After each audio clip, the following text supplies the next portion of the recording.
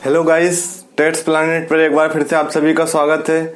आज की क्लास में हम लेकर आए हैं भाषा शिक्षण में सुनने व बोलने की भूमिका। इसमें जो भाषा शिक्षण में सुनने की जो भूमिका थी इसके बारे में हम डिस्कस कर चुके हैं और चैनल पर क्लासेस पहले से अपलोड है। अगर अभी तक नहीं देखी हो तो आप चैनल की प्लेलिस्ट में जाकर देख सकते हैं। इसके बाद आज हम बात करेंगे भाषा शिक्षण में बोलने की क्या भूमिका है और हम ये हिंदी पेडागोजी की पूरी चैप्टर की क्लासेस कंटिन्यू अभी जो सीरीज लेके आ रहे हैं वो हिंदी पेडागोजी की क्लासेस लेके आ रहे हैं, जिसमें हमने उससे पहले के 2 चैप्टर हमने कंप्लीट कर लिए हैं। आज हम लेके आए भाषा शिक्षण में बोलने व सुनने की भूमिका। तो आज हम देखेंगे भाषा शिक्षण में बोलने की क्या भूमिका है। तो बोलने की भूमिका में हम देखें सबसे पहली बात तो ये क्या है, भाषा विकास का सेकेंड स्तर है, भाषा विकास का दूसरा स्तर है। ये भाषा विकास का दूसरा स्तर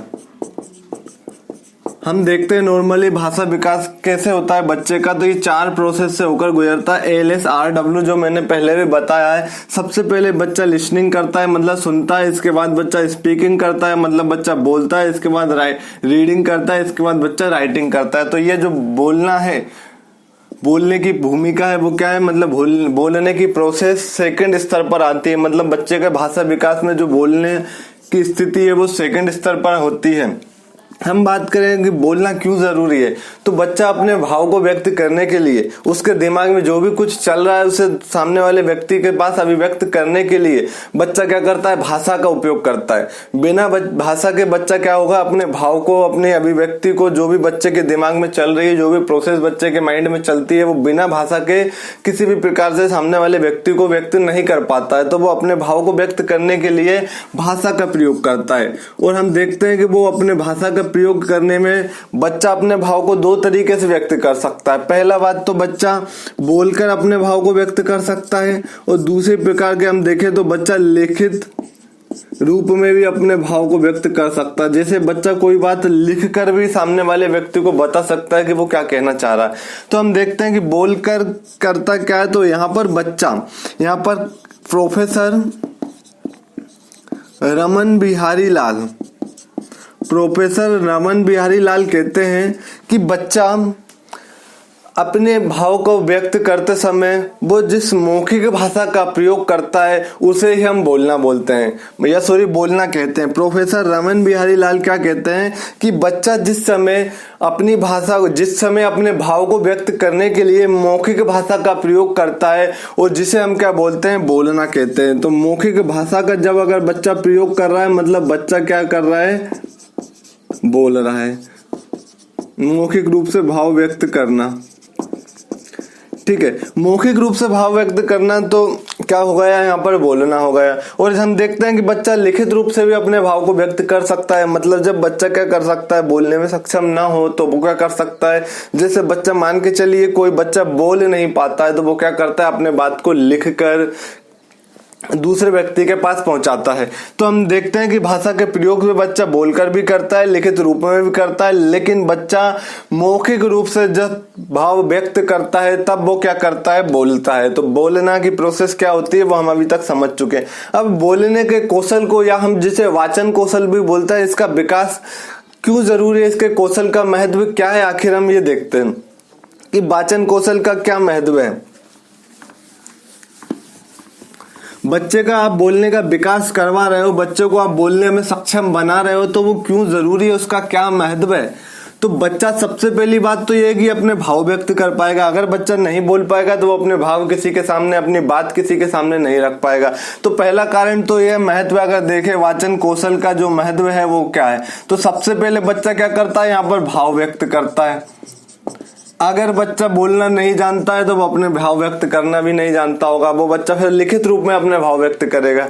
दूसरी अगर हम देखें तो बच्चे के अंदर क्या चल रहा है, बच्चा क्या जानना चाह रहा है, ठीक है। जैसे अगर मान के चलिए एक शिक्षक क्या करता है कि क्लास में पढ़ा रहा है, एक अध्यापक बच्चे को पढ़ा रहा है, तो पढ़ाते समय बच्चे के अंदर क्या कुछ डाउट होते होंगे, कुछ बातें जो बच्चा शिक्षक से पूछना चाहता होगा। अगर वो बच्चा क्या करेगा, बोलने में सक्षम होगा, बोलने में वो दक्ष हो चुका होगा, तो क्या करेगा, वो बच्चा अपने बात को उतने अच्छे तरीके से टीचर के सामने रख पाएगा। अगर वो बात को नहीं रख पाता तो मतलब बच्चा क्या होगा, कहीं ना कहीं सीख भी नहीं पाता, उसके ज्ञान में वृद्धि नहीं हो पाती है। तो हम यहाँ पर देखते हैं कि ज्ञान में वृद्धि करने के लिए भी क्या जरूरी है?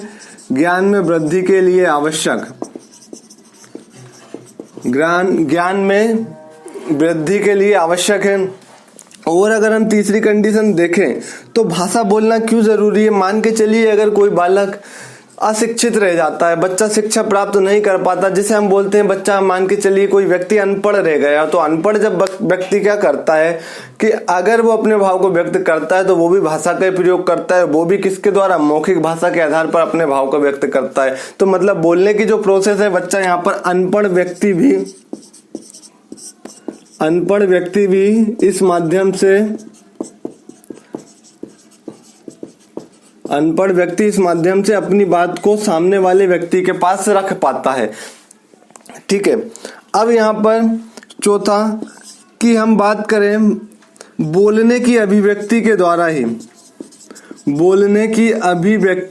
ही, हम बच्चे के दिमाग में क्या प्रोसेस चल रही है उसका अंदाजा लगा पाते हैं।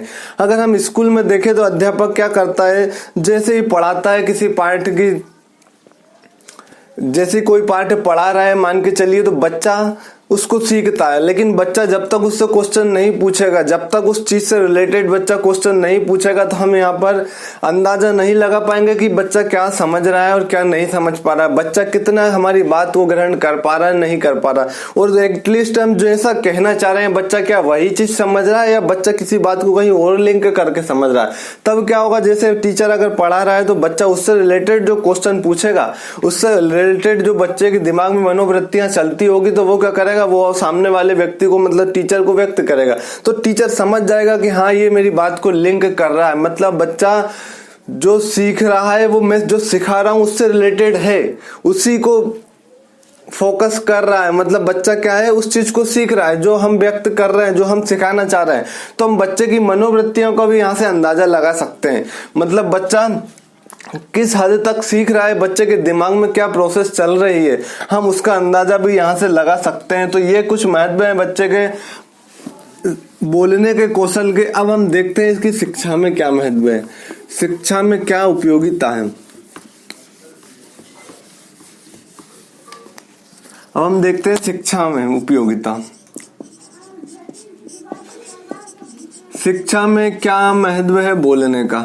तो सबसे पहली चीज तो ये याद रखना कि बच्चे को एक स्कूल के अंदर आप जितना ज्यादा ओपनली बोलने का अवसर प्रदान करेंगे अगर बच्चों को किसी बात को अभिव्यक्त करने के लिए आप जितने ज्यादा प्रोत्साहित करेंगे, एक शिक्षक बच्चों को बहुत ज्यादा प्रोत्साहित करना चाहिए उसे बोलने के लिए, उसे अपने भाव को व्यक्त करने के लिए, तो बच्चे का वहां पर क्या होगा, विकास होगा, बच्चे के ज्ञान में वृद्धि होगी, बच्चा अपनी बात को रख पाएगा। और बच्चा अगर कोई प्रकार से गलत बात सीख रहा है, कोई गलत चीज उसके दिमाग में बैठ जाती है, तो वहां को हम क्या करेंगे, शिक्षक को क्या करना चाहिए, मनोवैज्ञानिक ढंग से उसका समाधान करना चाहिए। मतलब बच्चों को सबसे पहले तो बोलने की अभिव्यक्ति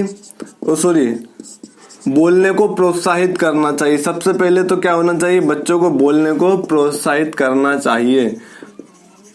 ठीक है, ये सबसे बहुत जरूरी है।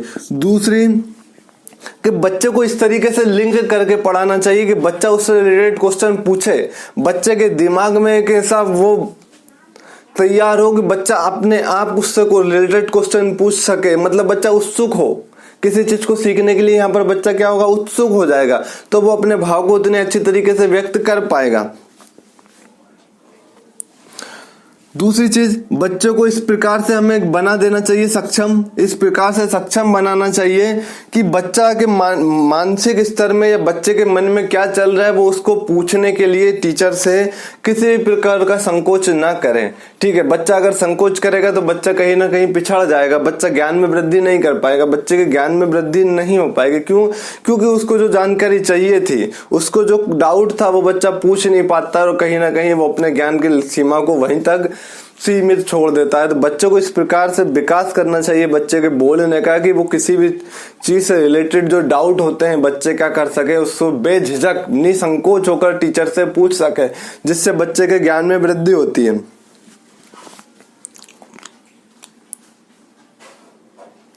ठीक है, तीसरा क्या होता है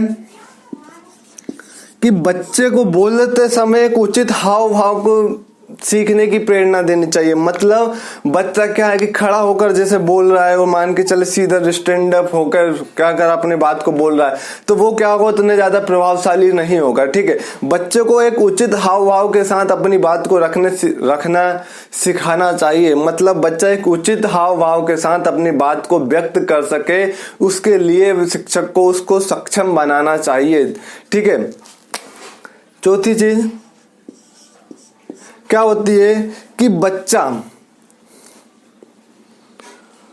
उचित गति व शुद्ध उच्चारण, उचित गति व शुद्ध उच्चारण के साथ बोल रहा है या नहीं, इस बात को सबसे पहले स्पष्ट कर लेना चाहिए। हम देखते हैं कि नॉर्मली क्या होता है बच्चा कि शिक्षक की बातों को सुनकर ही या फिर घर में माता पिता की बातों को सुनकर ही बच्चा बोलता है। अब बच्चा अगर गलत चीजों को सुनेगा या किसी बात का गलत उच्चारण को सुनेगा या किसी शब्द के गलत प्रोनाउंसिएशन अगर हम कर रहे हैं या एक शिक्षक कर रहा है या घर के वातावरण में जो घर के माहौल में जो उसके माता पिता रह रहे हैं, अगर वो किसी शब्द का गलत उच्चारण कर रहे हैं तो बच्चा उसको सुनेगा और उसको सुनकर ही बच्चा उस जैसे ही बोलेगा। तो सबसे पहली बात कि कभी भी शिक्षक को क्या होना चाहिए, गलत उच्चारण नहीं करना चाहिए किसी शब्द का और एक उचित गति का प्रयोग करना चाहिए। उचित गति का प्रयोग मतलब बीच में यति गति होनी चाहिए। यति गति कहने का मेरा मतलब यह है कि एक पूर्ण बात को कहने के बाद थोड़ा सा रुक कर एक पूर्ण विराम के बाद फिर बात को एक सेंटेंस में स्टार्ट करना चाहिए। एक सेंटेंस के द्वारा क्या हो सकता है, बच्चे का बोलने की हम सक्षम, बच्चों को बोलने में हम सक्षम बना सकते हैं। ऐसा नहीं है हम कोई बात को एक कंटिन्यूअसली बोल रहे हैं, इस बात का कोई सेंस ही नहीं निकल पा रहा है। हम किसी बात को उचित विराम देकर बोले तो बच्चे का क्या होगा, वहां से थोड़ा सा और सीखेगा। अगर शिक्षक किसी बात को एक उचित विराम के साथ बोल रहा है मतलब बच्चा उसी चीज को क्या करेगा, अनुकरण करेगा और वो भी उसी प्रकार से बोलेगा। ठीक है, और अगर हम किसी बात को बिल्कुल धारा प्रवाह एक तरफ से बिना रोक के बिना पूर्ण विराम का प्रयोग करते हुए लगातार बोलते जा रहे हैं तो ना उस बात का बच्चे के सामने एक इफेक्टिव तरीके से प्रभाव पड़ेगा, ना बच्चा उस चीज को समझ पाएगा। बच्चे के सामने उस चीज का एक क्लियर जो बात का रिजल्ट जाना चाहिए, जो हम कहना चाह रहे हैं, बच्चा उस चीज को समझ ही नहीं पाएगा। तो एक उचित गति का प्रयोग करना चाहिए। ठीक है, और हम बात करें कि बच्चे को क्या करना चाहिए, कहानियां सुनानी चाहिए। बच्चों को क्या सुनानी चाहिए, कहानी सुनानी चाहिए। और कहानी सुनाने के बाद उस कहानी से संबंधित प्रश्न पूछने चाहिए, जिससे बच्चा क्या होगा, अपने भाव को व्यक्त कर पाएगा और बच्चे के दिमाग में क्या चल रहा है वो उस चीज को हमारे सामने लेकर आ पाएगा और हम उसमें कुछ करेक्शन करें या बच्चा कहीं ना कहीं गलत है तो हम उसको क्या करेंगे, उसमें सुधार करने की कोशिश करेंगे। मतलब बच्चे के ज्ञान में कहीं ना कहीं वृद्धि होगी। तो बात करते हैं, बच्चों को कहानी सुनानी चाहिए और उससे संबंधित क्या होना चाहिए, उससे प्रश्न पूछने चाहिए। और एक चीज और देखें कि हम नॉर्मली देखते हैं कि छोटे बच्चों की किताब में जब हम देखते हैं तो ABCD होती है, तो A फॉर एप्पल, यहाँ एप्पल बना होता है, B फॉर बॉल के आगे यहाँ पर इस तरीके से बॉल बनी होती है। जहाँ C फॉर कैट, तो हम देखते हैं यहाँ पर साइड में कैट की इमेजेस बनी होती है, चित्र बने होते हैं। ठीक है, क्यों बने होते हैं, क्योंकि बच्चा चित्र के द्वारा सबसे ज्यादा आकर्षित होता है। बच्चा चित्र के द्वारा बहुत ज्यादा अच्छे तरीके से सीखने की कोशिश करता है। अगर हम बच्चों को सिर्फ ये सिखाएंगे ABCD तो बच्चा नहीं सीखेगा, लेकिन हम साथ में बताएंगे A फॉर एप्पल और ये एप्पल होता है तो बच्चा उसको देखेगा और बच्चा चित्रों के माध्यम से ज्यादा सीखता है। तो हमें क्या करना चाहिए, कुछ ऐसी शब्दावली का प्रयोग करना चाहिए जहां बच्चे चित्र के द्वारा सीख सके। ठीक है, कुछ हमें ऐसे कॉन्सेप्ट लेके आना चाहिए जहां पर बच्चों को हम ना रटाएं बल्कि हम क्या करें, उसको दिखा के सिखाएं। उस चीज को बिल्कुल सामने लाकर हम क्या करें, उस चीज के बारे में बताएं तो बच्चा उसके बारे में ज्यादा सोच पाएगा, बच्चा उसके बात को ज्यादा व्यक्त कर पाएगा। फिर अगर हम एप्पल की पूछे तो वो सामने वाला बच्चा बता पाएगा कि A फॉर एप्पल, तो एप्पल के बारे में अगर हम जानकारी लेना चाहेंगे तो बच्चा बताएगा कि हाँ एप्पल एक फल होता है। फिर वो बता सकता है कि ये इस कलर का होता है, ये इस शेप का होता है। मतलब बच्चे के ज्ञान में वृद्धि होती है। ठीक है, तो इस तरीके से हम वहां पर बच्चे के बोलने के में भी हम विकास कर सकते हैं, क्योंकि बच्चा ज्यादा बात समझ पाता है उस चीज से रिलेटेड। और अगर हम इसके आगे अगर बात करें, ठीक है, तो इसके अगर आगे हम देखें तो बच्चे को क्या करना चाहिए, किसी भी प्रकार से एक सामाजिक घटना के बारे में बताना चाहिए, प्राकृतिक घटना के बारे में बताना चाहिए, ठीक है, इसका विस्तृत वर्णन करना चाहिए। सामाजिक घटना के बारे में क्यों? क्योंकि बच्चा जिस समाज में रह रहा है उसकी जानकारी वो अच्छे से रख पाता है। बच्चा उस समाज में देखकर बड़ा होता है, तो हम उस समाज से रिलेटेड सामाजिक घटना बच्चे के सामने रखते हैं, या कोई एक स्टोरी या फिर एक कोई क्लिप जहां हम बच्चों को दिखा सकते हैं, तो वो बहुत ज्यादा जरूरी है। वो बहुत ज्यादा बच्चों को बहुत ज्यादा इफेक्ट करेगी। अगर बच्चों को हम उस चीज को दिखाएंगे तो बच्चा क्या होगा, उस चीज को देखकर बोल सकेगा। उस क्लिप के बारे में, ये छोटी सी वीडियो क्लिप जो 4-5 मिनट की हम उस किसी भी एक सामाजिक घटना के ऊपर या किसी भी एक प्राकृतिक घटना के ऊपर बच्चे के सामने दिखाएंगे, और फिर उससे रिलेटेड बाद में टीचर को क्या करना चाहिए, क्वेश्चन पूछना चाहिए, प्रश्न पूछना चाहिए। तो बच्चा उससे जो सीखा वो अपने बात को क्या करेगा, यहाँ पर व्यक्त करेगा। बच्चा बोलेगा कि ये ऐसा था, ये ऐसा था, इस समय ऐसा हुआ, तो बच्चे का क्या होगा, ज्ञान की वृद्धि भी होगी, और बच्चा बोलने में दक्ष हो जाएगा। बच्चे की बोलने की क्षमता में क्या होता है, यहाँ पर विकास होता है। तो इतनी सब कंडीशन जो होती है जहां पर हम क्या करते हैं, बच्चे के बोलने के कौशल का विकास कर सकते हैं। बच्चे के बोलने के कौशल के आधार पर हम बच्चे के ज्ञान में वृद्धि कर सकते हैं। तो हमने देखा कि बच्चे के शिक्षण में या भाषा विकास में सुनने व बोलने की भूमिका में, आज बोलने के ऊपर हमने डिस्कस किया है। इससे पहले सुनने के बारे में हमने एक क्लास पहले अपलोड कर चुके हैं। चैनल की प्लेलिस्ट में जाकर आप देख सकते हैं। इसके बाद हम अगली क्लास हिंदी पेडागोजी की लगातार आपके लिए लाते रहेंगे। यदि आज की क्लास आप लोगों को पसंद आती है, ज्यादा से ज्यादा लोगों के पास शेयर करें और लाइक करें, और अभी तक जिसने हमारे चैनल को सब्सक्राइब नहीं किया तो प्लीज चैनल को सब्सक्राइब भी जरूर करें। Thank you.